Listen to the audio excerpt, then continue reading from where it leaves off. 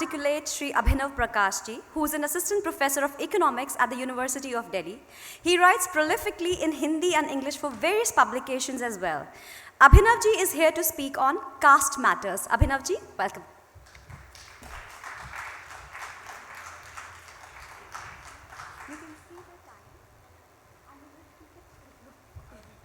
I know that, thank you.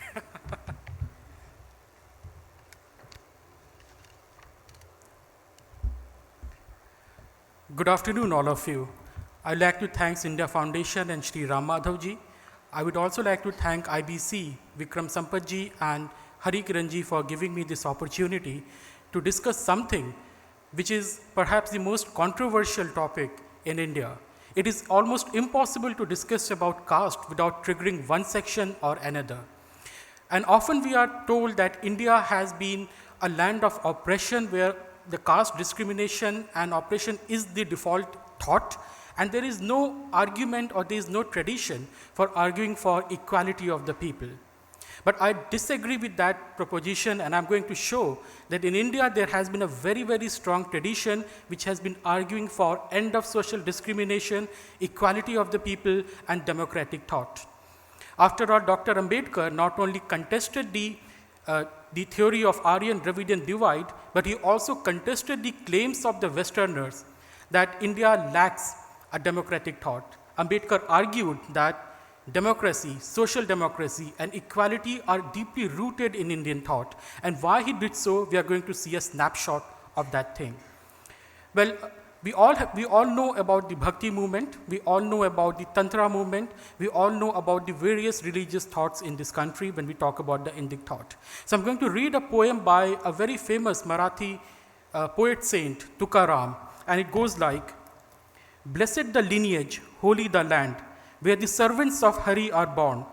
He who thinks he is purified by the pride of Varna, tell me if you know, untouchables are saved by the hymns to Hari.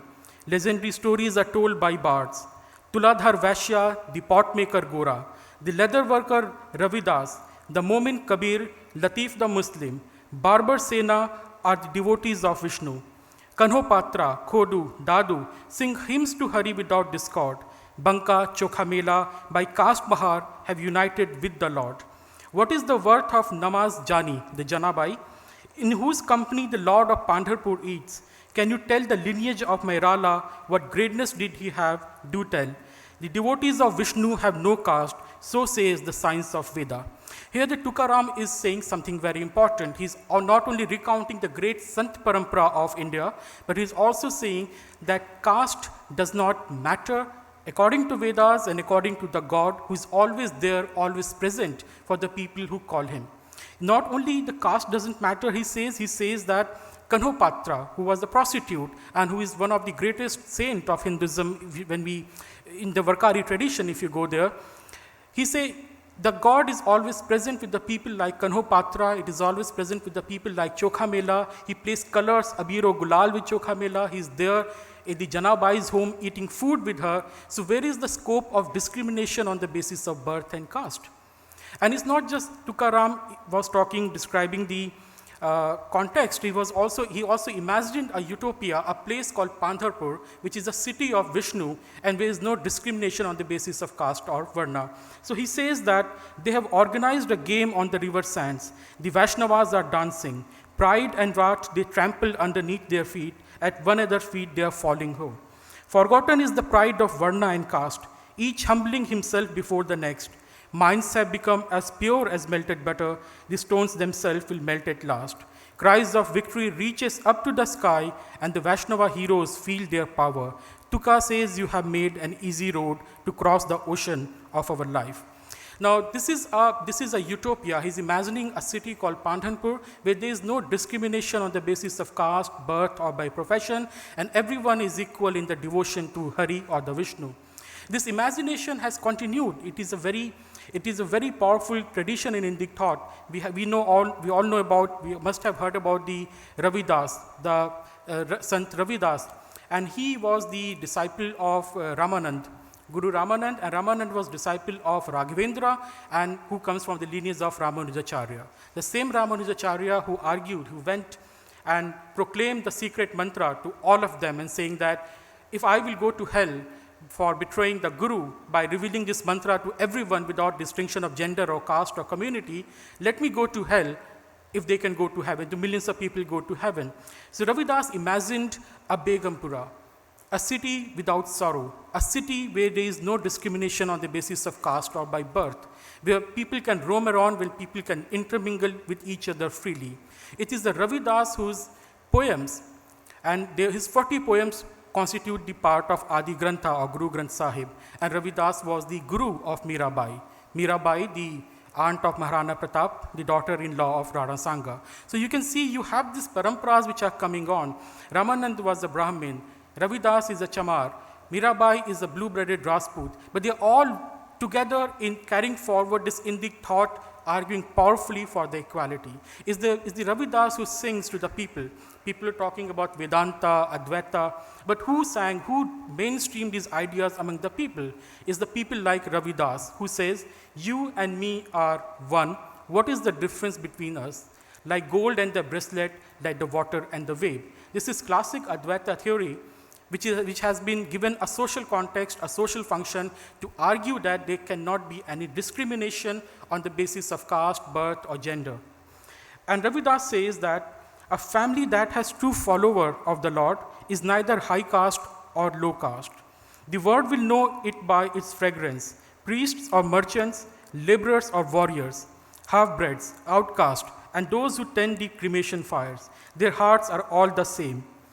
He who has become pure through the love of the Lord exalted himself and his family as well. Thanks to be his village, thanks to his home, thanks to the pure family, each and every one. No one equals someone so pure and devoted, not priests, not heroes, not the kings.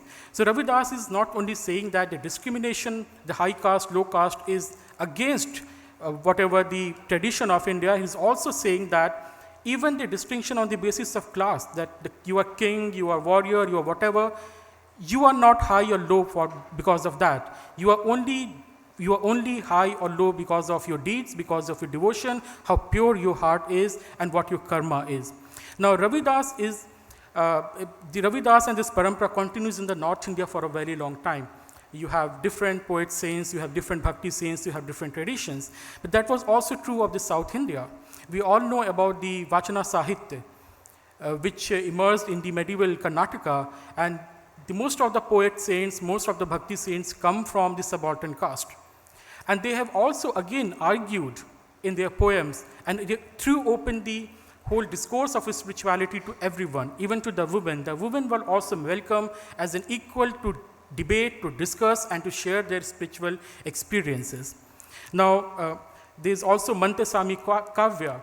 Mantasami Kavya is also from Karnataka, and this Kavya, the storyline is basically about how for the future progress of the society and civilization, the technology should be liberated from the hereditary control. So it is also showing a kind of march of civilization that, okay, there can be discrimination, there were discrimination on the basis of birth and caste, whatever it is, but if the society has to progress, the technology, that is the professions, should be liberated from the caste basis or from the foundations of the birth. And there are various other texts and traditions in India which are the very powerful part of the mass culture of the Indic thought. You have the whole Tantra movement, about which Sir hinted a bit. So there's a poem by Siddha movement, the Tamil Siddha movement, and it's very radical. It says that we will set fire to the division of caste. We will debate philosophical questions in the marketplace. We will have dealings with despised households. We will go around in different paths.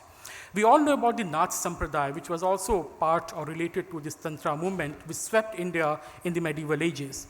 Now, what is so special about the Nath Sampradaya? Two things. First, they admitted everyone without their distinction of the caste or the community or even religion. And the second thing, the base was basically subaltern base. So why Yogi Adityanath is so popular in UP is because he comes from that tradition which is deeply rooted among the subaltern base. And as a part of the Nath Sampradaya, if you have to become a yogi or yogi of Nath Sampradaya, one condition was that for 12 years, you have to go around, you have to roam across the countryside, and you have to live among the people and do the discourse among the people. Like the poem says, we will debate philosophical questions in the marketplace. So they basically say that these discourses are not to be discussed in a secluded place. You have to be among the people as the part of their life and then discuss all these religious and philosophical questions. And in the South India, again, we have the Veer Shaiva movement by the Basawa and other people. And there's a very beautiful poem where he says that, what does it mean which background you have? He who wears the linga of Shiva is well born. Should we inquire about the background among the devotees after the castes have been mixed? This is the saying, who is born in the caste of Shiva's low, free from rebirth is he. Uma his mother, Rudra his sire, and Shiva fold his tribe. So I will take the leftovers at their place, I shall give my daughter to them. Now he's saying basically that those of you who think you are superior or you think someone is lower because of his lineage, know this, that the worshipper of Shiva are all equal, they're all on the same plane. You ask about the lineage of someone, their family background or whatever it is, know this, the worshipper of Shiva, those who worship Shiva, their mother is Parvati, their father is Shiva. Can you find a more noble lineage than this thing? So he says, I'm going to marry with them, I'm going to have the intercaste marriages with them, I'm going to do interdining with them, and I'm going to basically create a society in which there is no distinction on the basis of birth. And these traditions have basically continued in Indian thought. For these are not new thoughts, these are not the thoughts which have been brought by the Westerners, or these are not the thoughts which grew under the colonial modernity. That's, as Ambedkar argued in his work many a time, that these are the thoughts which are the powerful traditions in the Indic thought. And that is why I say when India decided to adopt a democratic system, lots of people, especially my friends at JNU, the Marxists say, why India does not have a revolution? Why people are not radical enough? So Ambedkar says that, Ambedkar gives an answer to that. He says that these thoughts are so deep-rooted among the masses that they are democratic by their culture and tradition. And especially if you go to the village side, even now, I know about North India and all these places. If there is a singer who is belonging to Kabir tradition or Ravidas tradition, tens and thousands of people will gather to listen to those performances. You have a performance in Delhi, hardly 1,000 people will turn up. But you have this kind of discourses in the countryside in India, tens of thousands of people actually turn up to listen to this discourse. And the argument is very progressive in that sense, in that it is, they are unanimous in this thing that there cannot be any discrimination on the basis of birth. And the caste is a very vast issue. It's just like, Hari Anant, Hari Katha Ananta. So I decided to choose this topic because it was about Indic thought. And I decided to emphasize or bring to light that there is a tradition in India which is, unlike what the Westerners say, is not oppressive, is not suppressive. It is quite liberating, far more liberating than they had and during those contemporary times. Thank you.